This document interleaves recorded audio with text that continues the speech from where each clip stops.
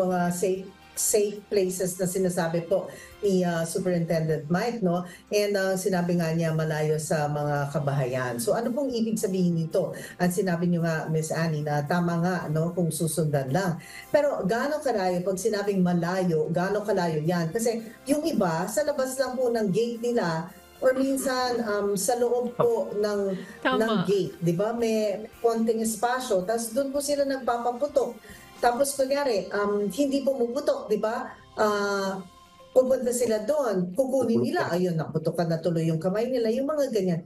Gaano kalayo dapat at pwede bang ano ba yung mga yung mga safety na yung iba alam ko hindi pwede, di ba? Nagsusunog sila ng gulong tapos tinatapon na lang po nila doon yung mga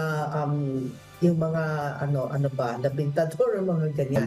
Di ba ano po yung mga dapat at hindi dapat?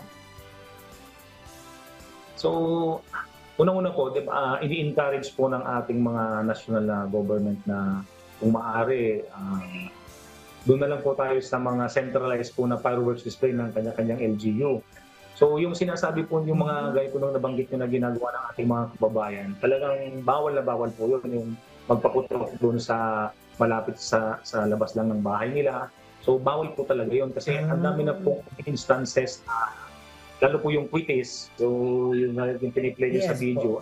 Sa San Juan, ma'am, tayo ng incident yan na nagsindi ng quitis, pumasok sa loob ng condo unit. So nasunog yung condo unit dahil doon. So hindi talaga safe. So walang safe. Ang pinaka-safe po talaga is open ground. Open ground po talaga siya. And pagka walang open ground, sa rooftop ka, ma'am, na walang madadamay na paligid pa rin. So open pa rin siya. So yung mga ganung lugar po, yun po talaga ang ligtas na pagsagawaan po ng mga fireworks display.